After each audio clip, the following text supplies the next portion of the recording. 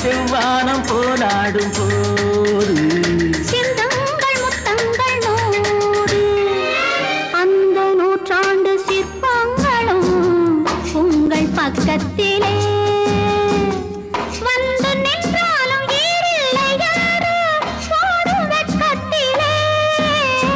வந்த இடம் என்னவோ சொந்தம் இது அல்லவோ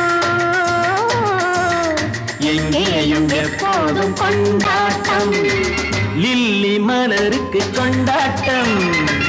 உன்னை பார்த்ததிலே